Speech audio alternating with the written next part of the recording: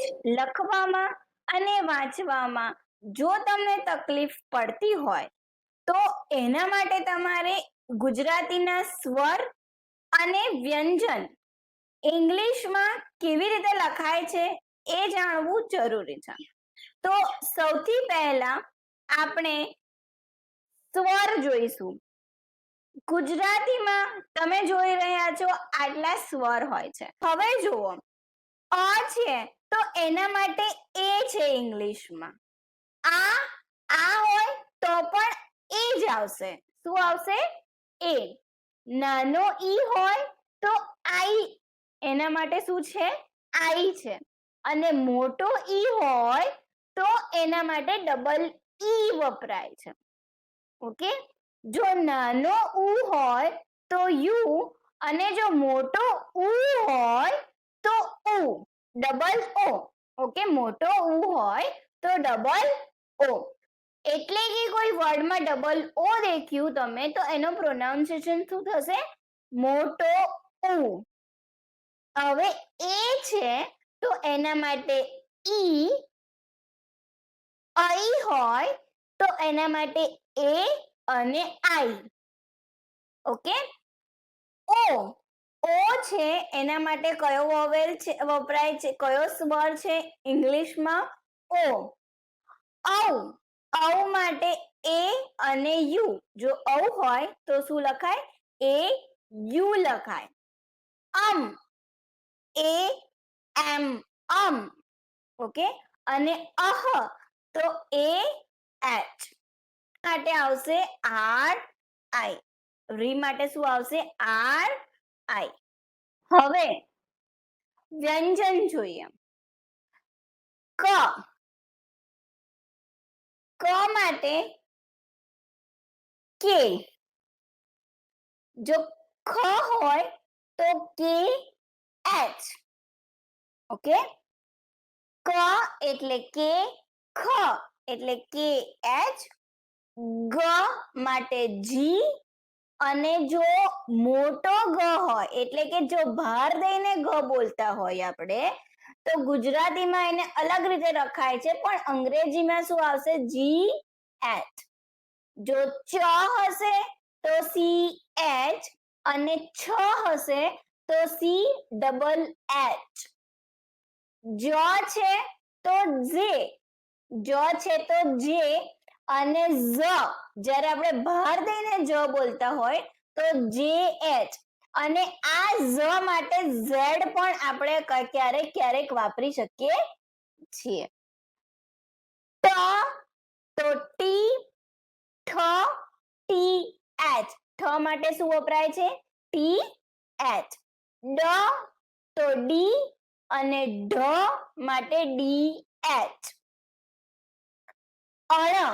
નો pronunciation ન જેવો થતો હોય છે એટલે એના માટે એન છે, અને ટ માટે ટી. યાદ રાખો, ટ માટે પણ ટી અને ત માટે પણ ટી. ઇંગ્લિશમાં ટ હોય તો ટપાલીનો ટ કે પછી તો તલવારનો ટ, બંને માટે કયો લેટર યુઝ થાય છે? ટી. T for tiger. હવે થ માટે ટી એચ. થ માટે ટી એચ. ડ માટે ડી. ધ માટે ડી એચ. ધ હોય તો શું આવશે? D H. ન તો એન. ન માટે શું આવે છે? એન. પ માટે પી, અને ફ જો હોય તો ફ માટે ક્યારેક ક્યારેક પી એચ નો યુઝ થાય છે, અને ક્યારેક એફ. એટલે કે ઇંગ્લિશમાં પી એચ લખેલું હોય તો પણ એનો પ્રોનાઉન્સિએશન ફ જ થાય છે, અને એફ હોય તો પણ એનો પ્રોનાઉન્સિએશન શું થશે? ફ જ થશે. બ તો બી. બ નો શું થશે? બી. ભ તો બી એચ. મ તો એમ. ય નો થશે વાય.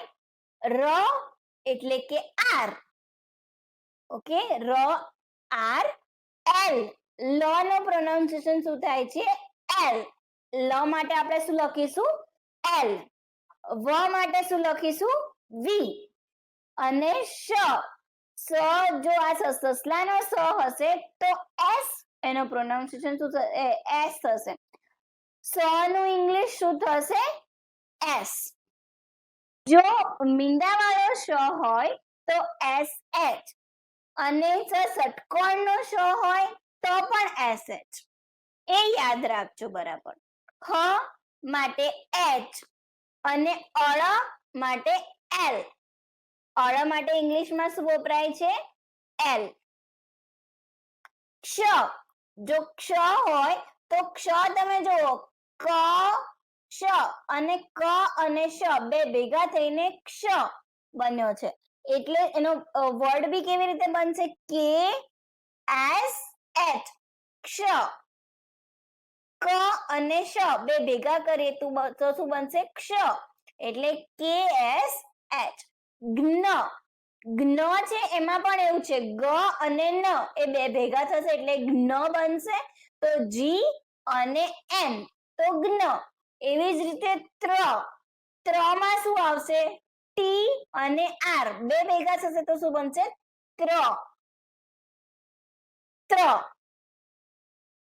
હવે આ જે તમે સ્વર અને જે વ્યંજન જોઈ રહ્યા છો એના ઉપરથી તમે કેવી રીતે નામના સ્પેલિંગ બનાવી શકો.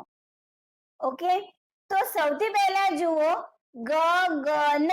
ઓકે, કોઈ પણ ગુજરાતીમાં કોઈ પણ વર્ડ હોય એ હંમેશા જે લેટર છે ગ છે ગ ની સાથે અ ભેગો થયો ત્યારે જ એ આખો ગ બને છે. તો ગ છે ગ માટે જી એ અહીં જુઓ તમે ગ માટે જી એ.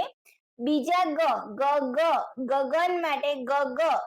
સેકન્ડ ગ માટે પણ જી એ અને ન માટે શું છે અહીં? એન. તો એન મૂકી દીધો આપણે તો શું બની ગયો સ્પેલિંગ? GAGAN ગગન. એવી જ રીતે સેકન્ડ છે પ્રતાપ. પી અને ર બે ભેગા થઈએ તો પ્ર બનશે. પ્ર પછી આપણે એ મૂકી દેવાનો અ માટે. ટા ટી એ. ઓકે, ત છે એટલે ટી એ અને પ પ્રતાપ. એવી જ રીતે થર્ડ જો ગીતા. ગીતામાં ગી રસોઈ છે. ઓકે, એટલે જી પછી ડબલ ઈ આવશે. મોટો ઈ છે. મોટો ઈ હોય તો અહીં જુઓ ડબલ ઈ છે તો ડબલ ઈ મૂકવાનો અને તા માટે એ છે તો ટી એ જી ડબલ ઈ ટી એ ગીતા. હવે એવી જ રીતે તમે કોઈ પણ ઇંગ્લિશ વર્ડ હોય કે કોઈ પણ હાર્ડ સ્પેલિંગ હોય તો પણ તમે એનું ઇંગ્લિશ કરી શકશો. હવે જુઓ જંગલ. જંગલમાં શું છે? જંગલ. જ માટે જે યુ. અંગ માટે UN અંગ. જંગ UNG જંગ અને લ તો L અને ઈ જંગલ. ઓકે, હવે નેક્સ્ટ વર્ડ છે ક્ષત્રિય. તમે જો અહીં ક્ષ માટે શું છે? KSH. ઓકે, તો KSH પછી એ મૂકશો તો એ ક્ષ પૂરોથ બનશે. ક્ષ પછી ત્ર માટે શું છે? TR ક્ષત્રી અને ત્રી નાનો ઈ છે આમાં એટલે આઈ આવશે. ક્ષત્રી અને ય માટે YA ક્ષત્રિય. ઓકે, હવે ધાર્મિક. જો તમારે ધાર્મિક લખવું હોય તો ધ માટે શું છે? DH અને એ આ માટે ધા માટે DHA ધાર ર આવ્યો એટલે ધાર્મિક માં ર આવશે. ર એટલે કે આર. ર પછી મીક મી નાનો ઈ છે અહીંયા તો એમ અને આઈ મી અને ક માટે કે તો ધાર્મિક. હવે કઈ અઘરું લાગે છે તમને? નહીં લાગતું ને? તો કમેન્ટ કરો નીચે ઇટ્સ ઈઝી. અને જો તમને વિડીયો લાગ્યો હોય, ખરેખર યુઝફુલ લાગ્યો હોય, તો તમે કમેન્ટ કરો નીચે ઇટ ઇઝ યુઝફુલ, અને લાઈક કરવાનું બિલકુલ ના ભૂલતા. તમારી એક લાઈક મારા માટે બહુ જ ઇમ્પોર્ટન્ટ છે. હવે તમારા માટે એક હોમવર્ક છે. પ્રયાગ, આ વર્ડ છે પ્રયાગ, એનું ઇંગ્લિશમાં ટ્રાન્સલેશન કરી અને મને નીચે એનો ઇંગ્લિશ કમેન્ટ કરો. થેન્ક યુ મારો વિડીયો જોવા માટે. અને જો સબસ્ક્રાઇબ ના કરી હોય ચેનલ તો સબસ્ક્રાઇબ કરી દેજો અને બેલ આઇકોન દબાવવાનું ના ભૂલતા, જેથી મારા લેટેસ્ટ વિડીયોની લિંક તમને મળતી રહેશે.